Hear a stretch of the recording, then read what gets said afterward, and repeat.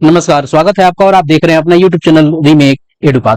शिक्षा विभाग बिहार सरकार ने 599 नंबर पत्रांक जो 3/7 को जारी किया है और उसके माध्यम से बिहार में बहाल तमाम शिक्षा सेवक और शिक्षा सेवक तालीमी मरकज के कार्यों और उनके दायित्व के बारे में स्पष्ट जानकारी दे दी गई है।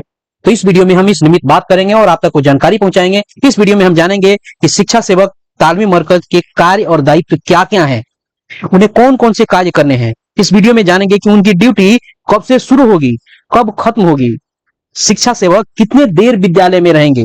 हम यह भी जानेंगे कि क्या वो असाक्षर महिलाओं को पढ़ाएंगे, कब पढ़ाएंगे, क्योंकि उनको तो विद्यालय में रहना है, तो कितने देर विद्यालय में रहना है ये जानेंगे।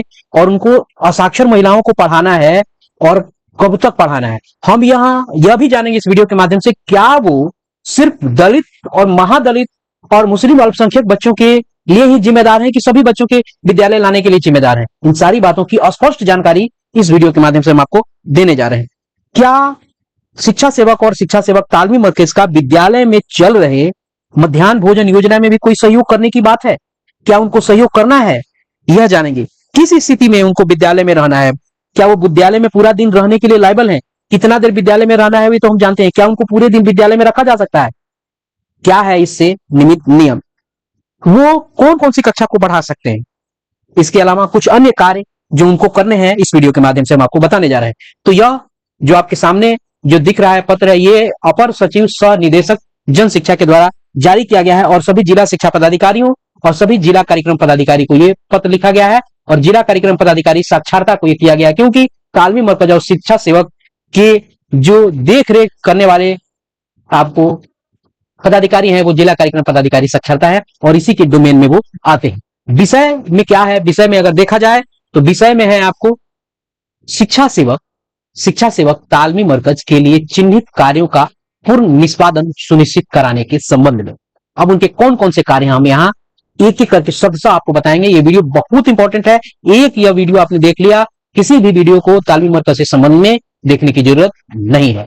आप कॉपी और कलम लेके जरूर बैठे, आप उसको नोट करते चले। यहाँ कुछ चीजें कही गई है कि उपर्युक्त विषय महादलित, दलित और अल्पसंख्यक अति पिछड़ा वर्ग अक्षर यांचल योजना कार्यक्रम के अधीन कार्यरत। ध्यान रखिएगा, ये लोग जो कार्यरत हैं उस योजना का जो नाम है वो नाम है महादलित, दलित, अल्पसंख्यक अति पिछड़ा वर्ग अक्षर यांचल योजना कार्यक्रम। इसी के अंतर्गत ये कार्यरत है। ऐसा नहीं है कि इन्हीं के लिए लाइबल है, ये उसके अंतर्गत कार्यरत है।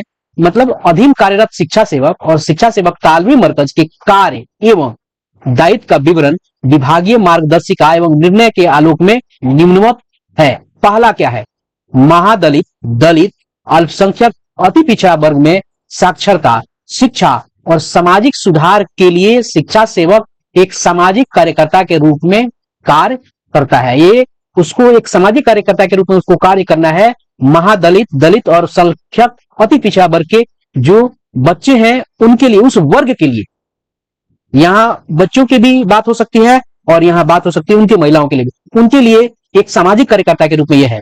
इनका प्रमुख कार्य है इस समुदाय के लोगों को साक्षर होने और शिक्षित बनने के लिए प्रेरित करना। इसका प्रमुख कार्य है कि ये जो वर्ग है इस वर्ग के लोगों को साक्षर होने और शिक्षित बनने के लिए प्रेरित करना तथा उन्हें सरकार द्वारा चलाए जा रहे साक्षरता, शिक्षा एवं सामाजिक सुधार की योजनाओं को जोड़ा। क्योंकि इनका प्रमुख कार्य इनसे संबंधित है, तो ऐसा नहीं है कि सिर्फ वहीं तक ये सीमित है। अब जैसे जैसे हम आगे बढ़ते चलेंगे पता चलता रहेगा कि इनको आपको अन्य बच्चों के प्रति, अन्य वर्ग के बच्चों के प्रति भी इनकी जिम्मेदारी है।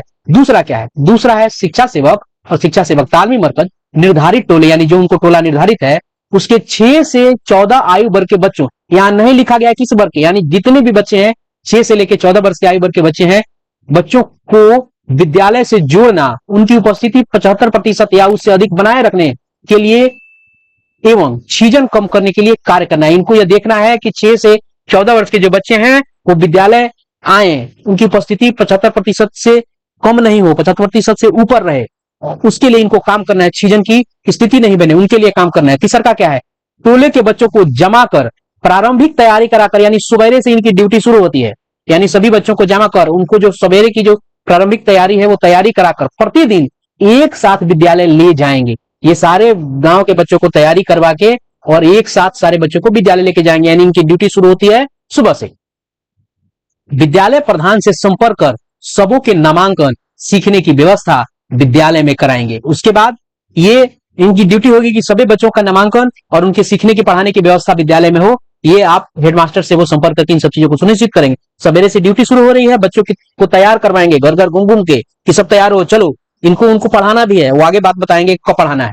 अब उनको बच्चों को जब वो विद्यालय लाएंगे, उसके बाद चेतना सभा में एवं आरंभ में 2 घंटे विद्यालय में रहकर, यानी शुरू के 2 घंटे इनको विद्यालय में रहना है। चेतना सत्र कराने के बाद बच्चों को विद्यालय में दी जा रही शिक्षा के साथ जोड़ने में सहयोग करना है, यानी 2 घंटा रहकर विद्यालय में बच्चों को पढ़ाएंगे लिखाएंगे।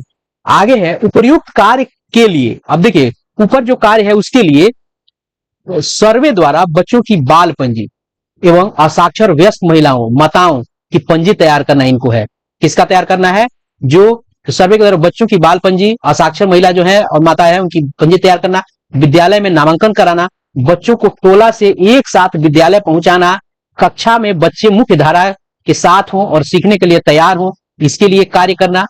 विद्यालय के पूर्व बच्चों के लिए कोचिंग, अब देखिए विद्यालय से पहले बच्चों के लिए कोचिंग कक्षा का संचालन करना और समय समय पर बच्चों की काउंसलिंग करना, विद्यालय के शिक्षकों और अभिभावकों से नियमित संपर्क बना के रखना। यानी इसकी ड्यूटी शुरू होती है सुबह से, सवेरे बच्चों को उनको कोचिंग कराना है, उसके बाद बच्चों को तैयार करा के विद्यालय लाके पहुंचाना है, विद्यालय में 2 घंटा रहना है। अब न सिर्फ यही काम करना है, अभी और भी काम आगे बताया गया है। अब देखिए चलिए एक एक करके और भी इन चीजों को जानते हैं। शिक्षा सेवक तालमी मरकज अपने टोले के 6 से 14 आयु बच्चों को विद्यालय आरंभ होने से पहले विद्यालय के लिए तैयार करेंगे, कोच करेंगे और इसके साथ ही वे 15 से 45 आयु वर्ग के असाक्षर महिलाओं को दोपहर में 1 घंटे तक पढ़ाने एवं बाद में टोलों में संपर्क का कार्य करेंगे। यानी इनको करना है, सवेरे से बच्चों को कोचिंग देंगे, उनको तैयार करा के विद्यालय लाएंगे, विद्यालय में 2 घंटे रहेंगे, उसके बाद दोपहर में जो गांव के जो असाक्षर महिलाएं हैं उनको वो पढ़ाएंगे और टोलों में आपको जो एक योजना का प्रचार प्रसार करेंगे, लोगों को जागरूक करेंगे। उसके अलावा इनका काम है विद्यालय नहीं आने वाले बच्चों, ये जो विद्यालय से बाहर है उनको चिन्हित कर विद्यालय पहुंचाना इनका काम है। जो बच्चे ड्रॉप आउट हो रहे हैं, छिजित हो रहे हैं, उन्हें चिन्हित कर विद्यालय उनको पहुंचाना है। जो बच्चे नियमित तरीके से विद्यालय नहीं आते हैं उनको नियमित तरीके से विद्यालय आते हैं। ये तो छिजित, ये विद्यालय से बाहर हो गए, ये छिजित हो गया, यानी विद्यालय आना ही उन्होंने बंद कर दिया है। और ये क्या है कि 5 दिन आता है 5 दिन नहीं आता है, ये वाला बात होगा। किसी शिक्षक की अनुपस्थिति अथवा अवकाश या किसी अन्य समस्या के चलते शिक्षकों की कमी होने पर इन्हें कक्षा 1 एवं कक्षा 2 का पठन पाठन करना। इनकी अगर विद्यालय में व्यवस्था देखी जाए तो अगर कोई शिक्षक अनुपस्थित है, अवकाश पे है, चाहे अन्य शिक्षक नहीं है, तो उसकी कमी के कारण कक्षा 1 और कक्षा 2 का ये पाठन करेंगे। ऊपर की कक्षाओं पढ़ाने के लिए इनकी बात नहीं की जा रही है। यानी ये दिन भर स्कूल में रह के पढ़ा भी सकते हैं कक्षा 1 और कक्षा 2 पर, अगर विद्यालय में शिक्षक अनुपस्थित है या कमी से विद्यालय जूझ रहा है। उसके अलावा है संबद्ध विद्यालय में, जिस विद्यालय में टैग है, में मध्याह्न भोजन योजना में सहयोग करना।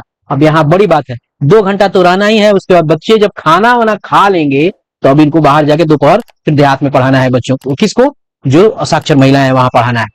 यानी इनकी सवेरे से काम शुरू होती है और दोपहर तक इनके काम चलते हैं। यानी विद्यालय में ये मध्याह्न भोजन चलता है तब भी इनको सहयोग करना है, यानी मध्याह्न भोजन तक तो इनको वहां रहना ही रहना है। आगे है मुख्यमंत्री परिभ्रमण योजना, खेलकूद, पर्यावरण संबंधी गतिविधि एवं एक्स्ट्रा करिकुलर गतिविधियों में सहयोग करना, बच्चों के चिकित्सा जांच में आवश्यक सहयोग करना, शिक्षा विभाग द्वारा समय समय पर दिए गए कार्य एवं दायित्वों का निर्वहन करना। इतने सारे कार्य हैं इनको, और ये नहीं कर सकते कि हम ये इन्हीं वर्ग के बच्चों को पढ़ाएंगे, इन्हीं बच्चों के वर्ग जो वर्ग के बच्चे हैं उन्हीं को पढ़ाएंगे। हाँ, इनकी जिम्मेदारी है ज्यादा विशेष फोकस वहां करना है, लेकिन ऐसा नहीं है कि और किसी बच्चे को अगर पढ़ाना होगा तो ये नहीं पढ़ाएंगे, इसे कह नहीं सकते। यहाँ विभाग ने कहा है कि कई स्तरों से मुख्यालय को यह सूचना प्राप्त हो रही है कि योजना अंतर्गत कार्यरत शिक्षा सेवक और शिक्षा सेवक तालीम मरकज कर्मियों द्वारा उनके कर्तव्यों का संतोषजनक निष्पादन न करते हुए दायित्वों के निर्वहन में शिथिलता, लापरवाही बरती जा रही है। हालिया समय में शिक्षा सेवक के मानदेय में आशातीत वृद्धि करते हुए उन्हें मानदेय में वार्षिक वेतन वृद्धि का लाभ प्रदान किया गया। बहुत सुंदर और हैंडसम सैलरी उनकी कर दी गई है। आज की स्थिति में बहुत अच्छी सैलरी प्राप्त कर रहे हैं शिक्षा सेवक और तालीम मरकज। उनको उम्मीद भी नहीं थी जितना सरकार ने बढ़ा दिया है, तभी वो अपने दायित्व और शिथिलता प्रदान कर आप लापरवाही बरत रहे हैं। इससे संबंधित विभाग को मुख्यालय स्तर को सूचना प्राप्त हो रही है। तो कहा गया है कि परंतु जो उनको इतना बढ़िया मानदेय प्राप्त हो रहा है, परंतु अपने कार्यों के निष्पादन में सजग न होने के संबंधित शिकायतों से योजना के लक्ष्यों की प्राप्ति में बाधाएं उत्पन्न हो रही है। अतएव योजना के अनुसरण में शामिल कर्मियों सहित सभी शिक्षा सेवकों को अपने स्तर से निर्धारित दायित्वों का सतत एवं ससमय निष्पादन हेतु आवश्यक निर्देश देते हुए समय समय पर संचालित केंद्रों का भौतिक निरीक्षण करते हुए योजना के लक्ष्यों की प्राप्ति और समुचित प्रयास करना सुनिश्चित किया जाए। ये पूरा का पूरा एक खाका और ढांचा बना दिया गया है कि शिक्षा सेवक तालीमी मरकज को कौन कौन से काम कर रहे हैं, कौन कौन से आदेश दिए गए हैं। जिला शिक्षा पदाधिकारी और जिला कार्यक्रम पदाधिकारी साक्षरता को इनकी निगरानी कीजिए, इनकी जो भी कार्य और दायित्व है उस पर ध्यान दीजिए और उसके निगरानी में अगर कुछ चीजें होती है तो व्यवस्था आप सुनिश्चित करें। तो इस वीडियो में इतना ही। उम्मीद करते हैं कि आपको शिक्षा सेवक और शिक्षा सेवक तालीम मरकज के कार्य और उनके दायित्व संबंधित चीजों में स्पष्टता हो गई होगी। जल्दी मिलते हैं, अपना ख्याल रखिए। जय हिंद।